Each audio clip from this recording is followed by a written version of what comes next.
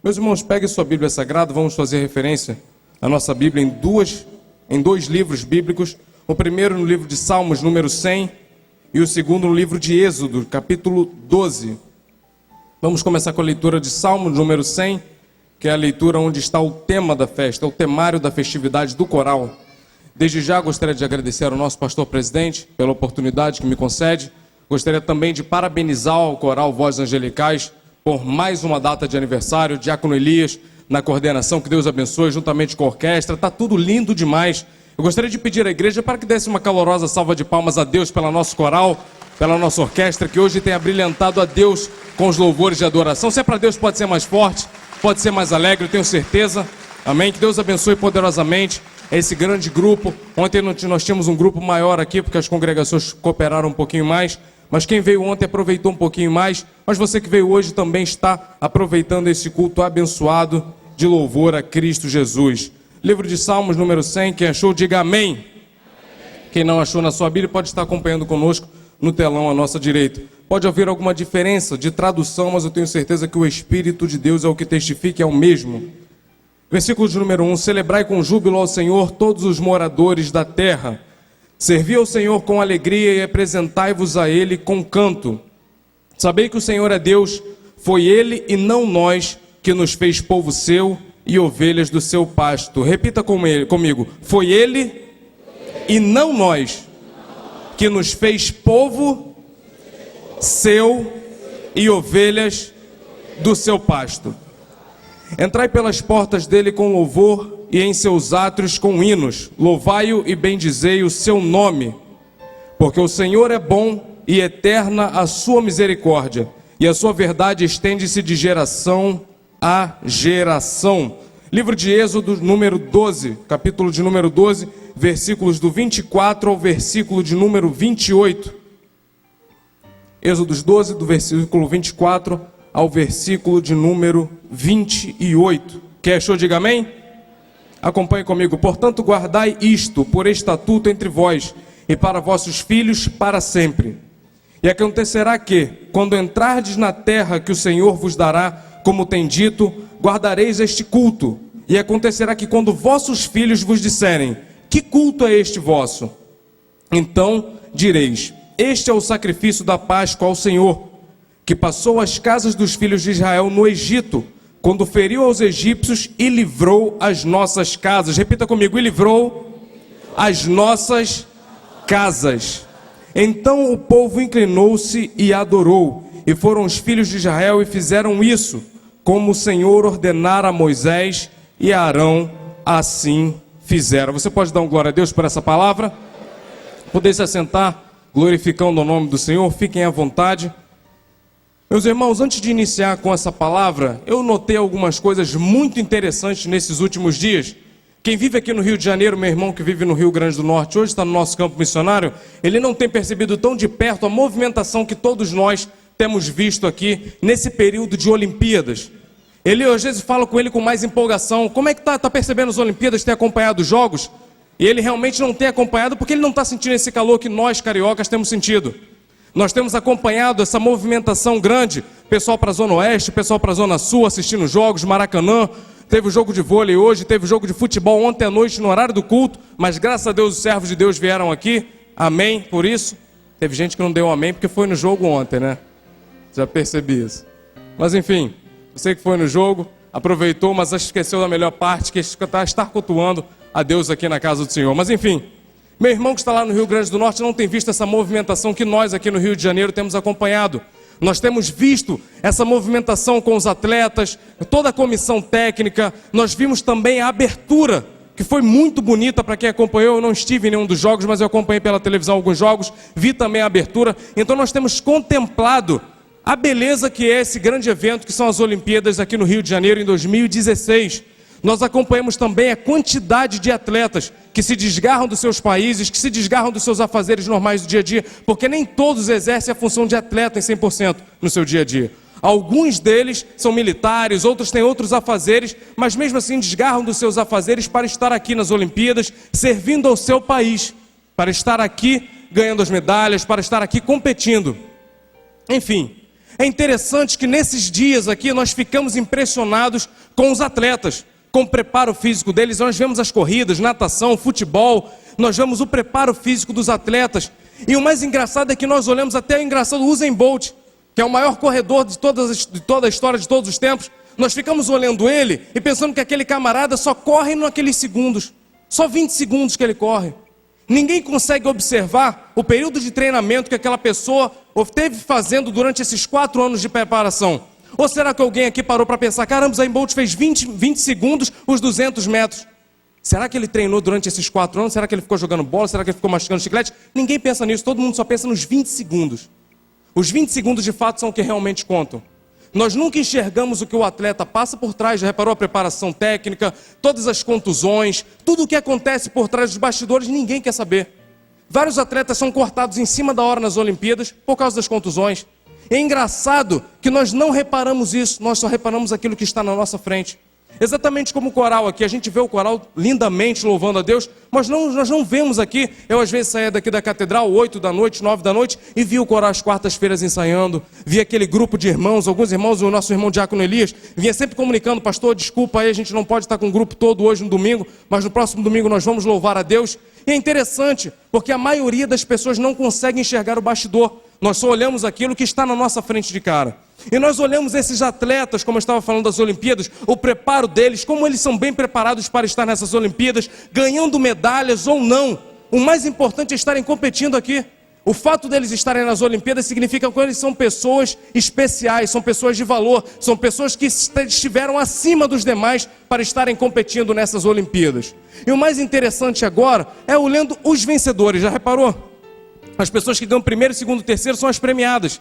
Medalha de ouro, medalha de prata e medalha de bronze. Independente de ser um esporte coletivo ou ser um esporte individual, todos eles, aqueles que ganham nos primeiro, segundo e terceiro lugar, todos eles recebem a sua medalha. Essa medalha é um gesto e um símbolo de coroação. É um memorial para quem ganha. Para aquele que ganhou, se lembrar sempre, eu ganhei essa medalha. Eu fui o melhor. Ou não, eu fui o segundo melhor. Não, eu sou o terceiro melhor do mundo. É um memorial para cada um daqueles. E o mais legal disso tudo, não é somente ganhar em primeiro, segundo ou terceiro, mas é que essas medalhas se perpetuam ao longo do tempo. Você já reparou que tem atletas que competiram há 30, 40, 50 anos atrás, que ganharam as Olimpíadas? Você já viu algum deles jogando a sua medalha no lixo? Algum deles por aí, deixando a medalha de cada lado? Às vezes você vê as entrevistas, o jornalista vai na casa dele, casa simples, às vezes um esporte que não dá muito, não rende muito financeiramente. Aí você vê a casa toda simples, armário meio caído, de reboco aparecendo, toda a casa toda arrebentada. Mas quando entra no quarto dele, vai ver o quadro de medalhas. Ninguém joga suas medalhas fora, já reparou? Eu não sei se tem algum competidor aqui, mas ninguém joga suas medalhas fora. Assim como esses atletas somos nós.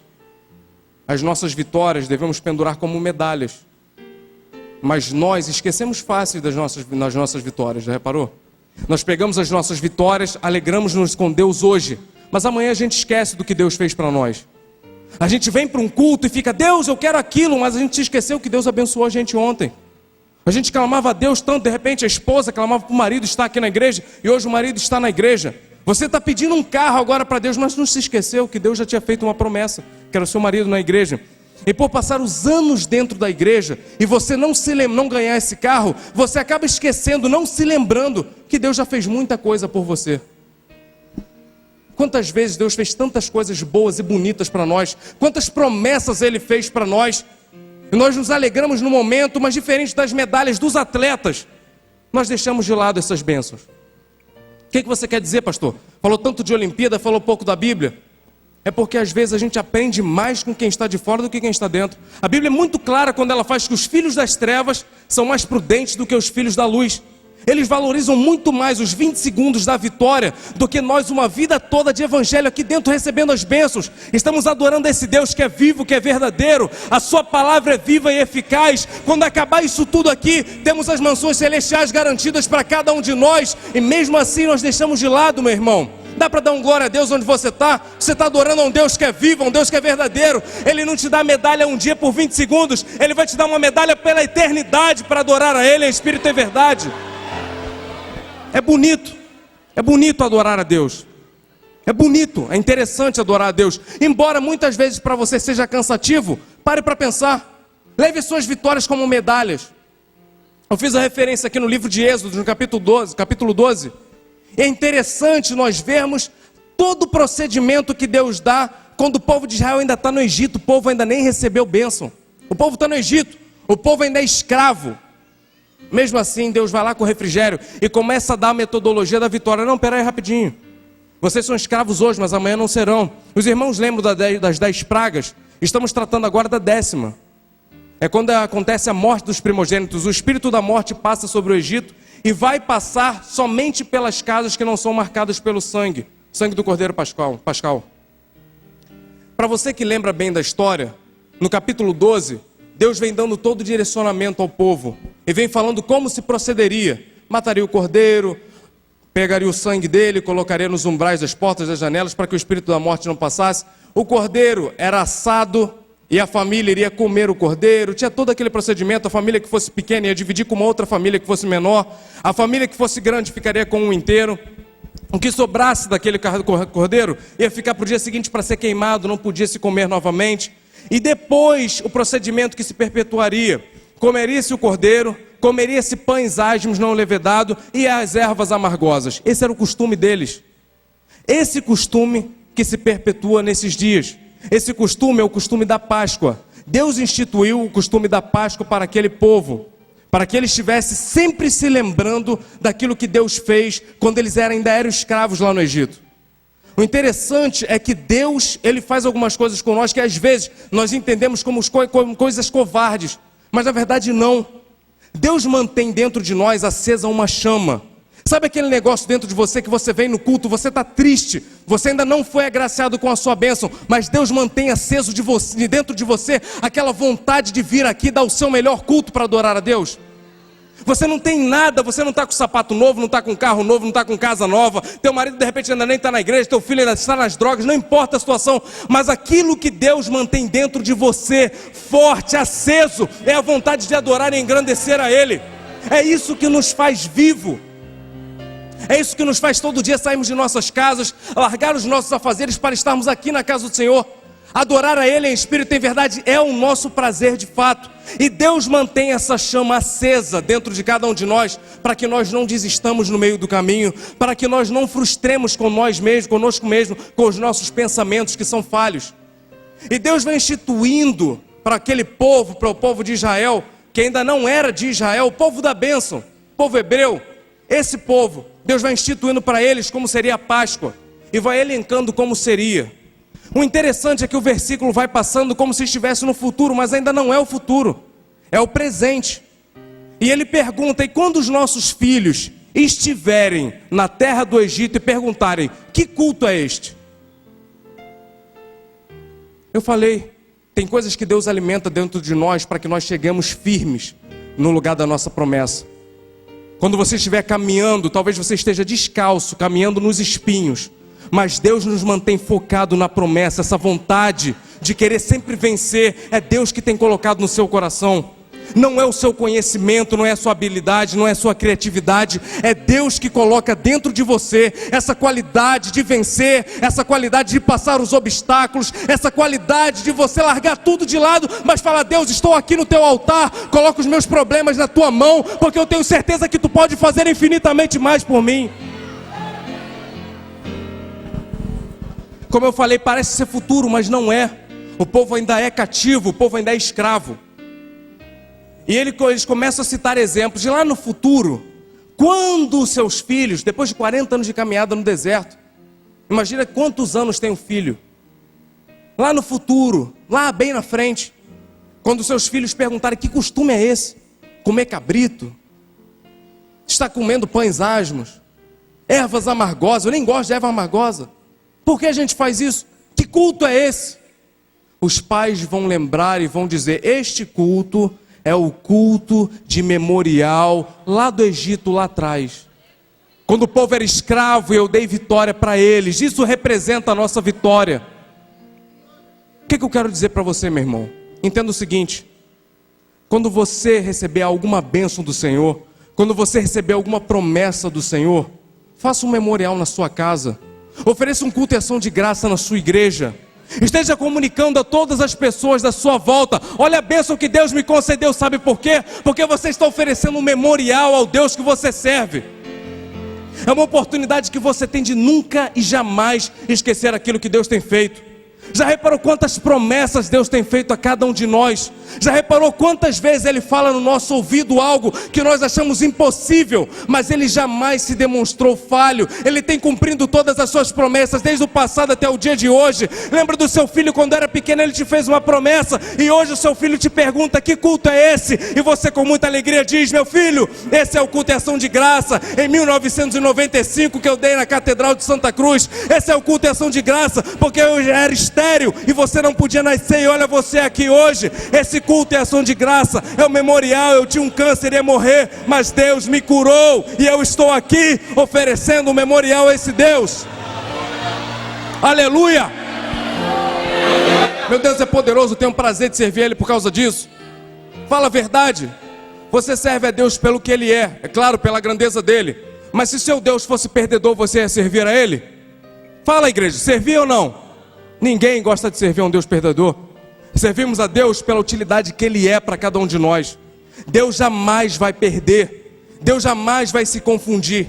Deus jamais vai deixar a cada um de nós confusos. Tudo o que Ele faz é perfeito, porque Ele é um Deus onipotente, onipresente, onisciente. Quando você chega aí atrás, nas últimas fileiras do banco, e pensa que ninguém está te ouvindo, ninguém está te vendo, está o Espírito Santo com o caderninho dele anotando cada pedido de oração. Meu filho está com fé, o que ele quer hoje? Uma bênção material? Amém, eu tenho para te dar. Uma bênção espiritual, você quer ser batizado com o Espírito Santo? Amém, vem comigo, porque eu tenho bênção para te dar. Quem é você? Ninguém te conhece, ninguém sabe o seu nome, mas o Espírito de Deus te acompanha em todos os momentos da sua vida. Tem um glória a Deus aí? Pode dar um glória a Deus? Faça um memorial. Anote. Bota na sua agenda, bota no seu celular, bota no calendário. Dia tal, Deus me abençoou. Nós estamos ficando tímidos ultimamente. Deus tem nos abençoado tanto, nunca nos abençoou tanto, e a gente tem ficado tímido dentro da igreja. Espera aí, meu irmão. Quando acabava a escola dominical no passado, todo mundo pegava um folhetim e ia evangelizar na rua. Tinha um privilégio de pegar e fazer as coisas de Deus, porque hoje é tão difícil. Não, pera aí, poxa, eu vou ter que chegar na rua, eu estou todo bonitão aqui. Como é que eu vou evangelizar assim? Vou nessa galera aí, vou no Rola, vou aqui enfim, nas outras comunidades aqui em Santa Cruz. Como é que eu vou fazer isso? Estou todo bonitão aqui, passei um perfume. Que perfume, que roupa? Quem somos nós? Olha os lírios do campo, não se vestem, mesmo assim Deus consegue manter todos eles de pé. Imagina eu e você que somos filhos dele. Faça um memorial, meu irmão. Faça um memorial. Tudo aquilo que Deus tem feito na sua vida, ofereça culto e ações de graças. Tudo que Deus tem te dado em benefício, tente fazer algo para retribuir a Deus em troca. Saiba de uma coisa, jamais vai ser equivalente. O meu Deus é poderoso para fazer infinitamente mais do que aquilo que pedimos e pensamos. Então você, como servo dele, começa a se habituar a fazer algo por ele também.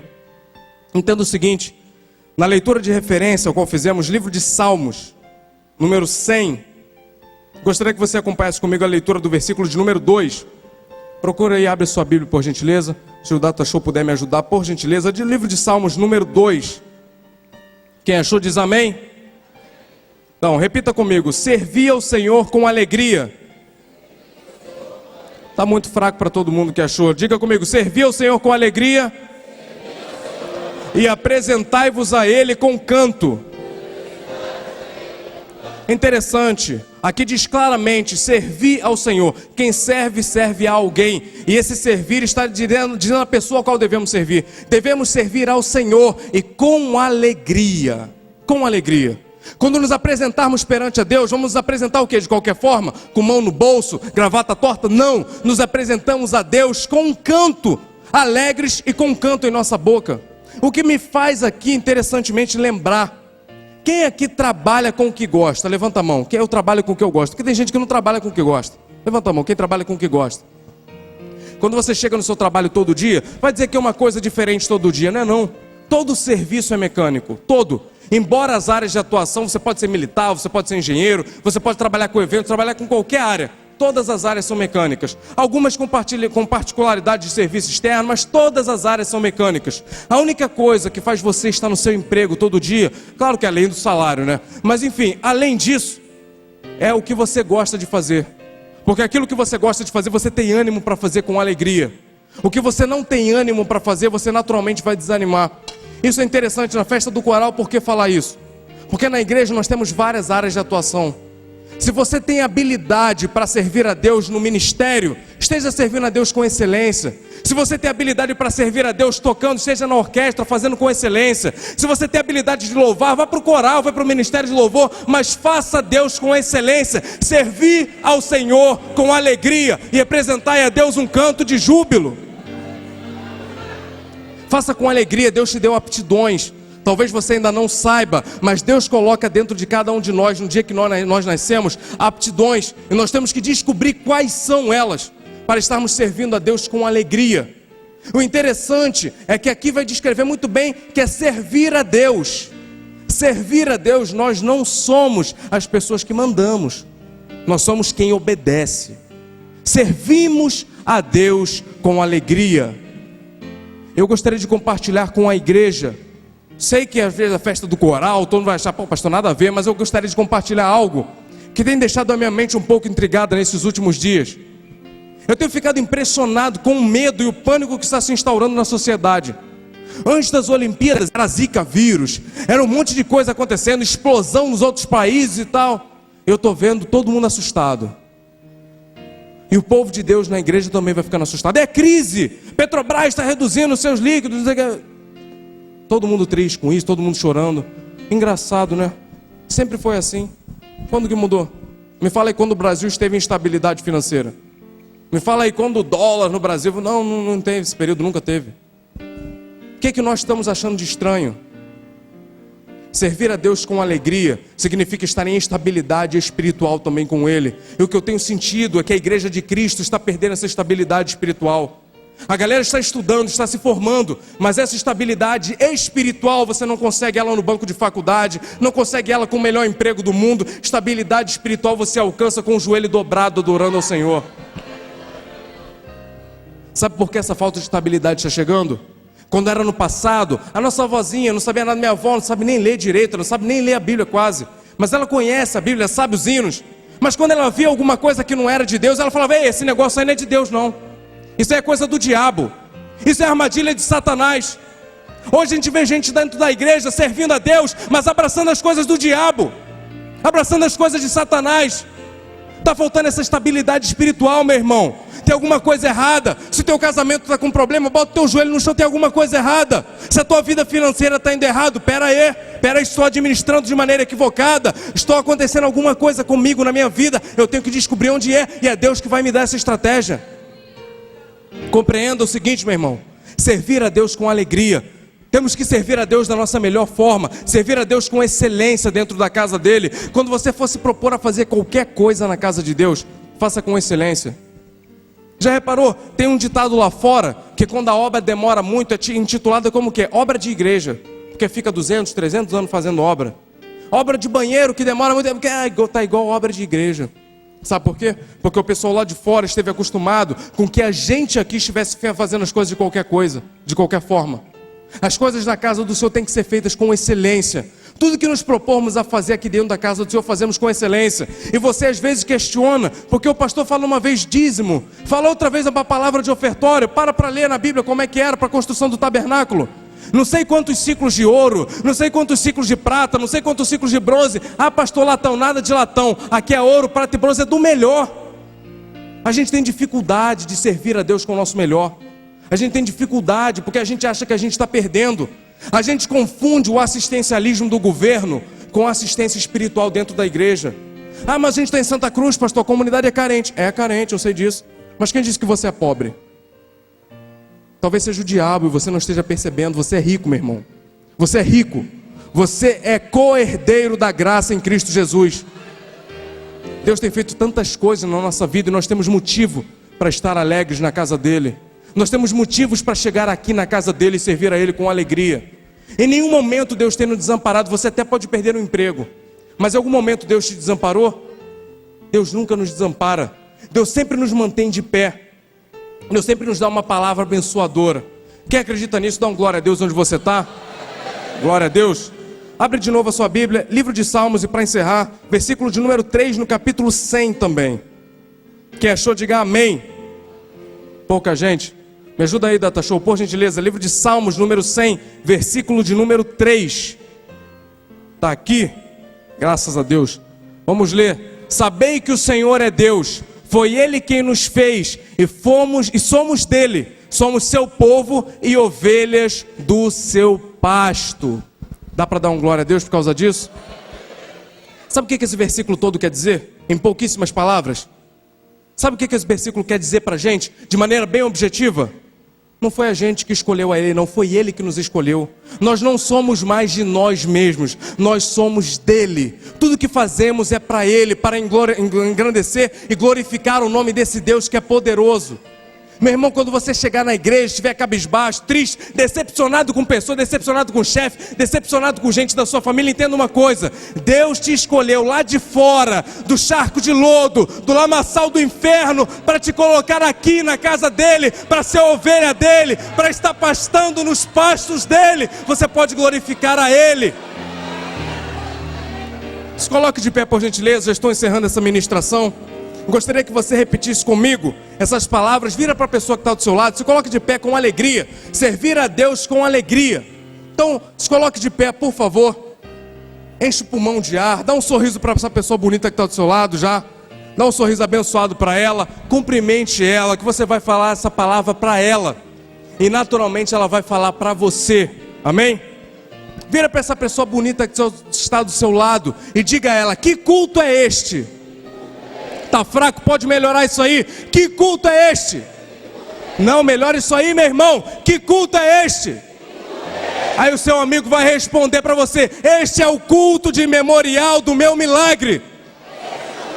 Está muito fraco para quem tem fé. Repita com mais alegria: este é o culto de memorial do meu milagre. Aleluia. Você pode aplaudir a Deus por isso. Eu tenho certeza que Deus vai fazer na sua vida muito mais, meu irmão. E quando você receber das bênçãos do Senhor, você vai estar oferecendo culto e ações de graças, vai estar dando um memorial pelo seu milagre. Você nesse momento, gostaria que você curvasse a sua cabeça. Nós vamos orar a Deus nesse momento. Por desde já, vamos fazer culto e ações de graças antes da bênção chegar. Amém? Quem acredita nisso, dá um glória a Deus. Ore comigo.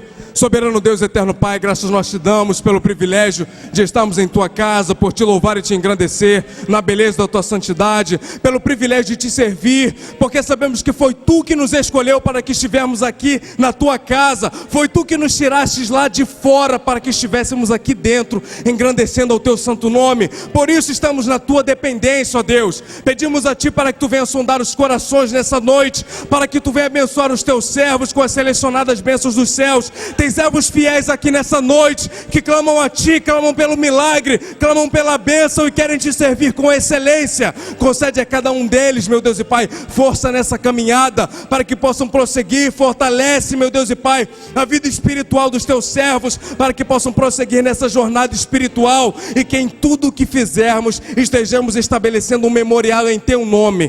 Que quando nós estejamos estabelecendo o nosso memorial de culto e ações de graças, que não seja o nome do Adriano, o nome do José, o nome de Carla, mas que seja o nome do Deus Altíssimo, para a honra e para a glória do teu santo nome. Com fé declaramos isso nessa noite, desde já te agradecemos em nome de Cristo Jesus, amém, amém. Você pode aplaudir a Cristo Jesus.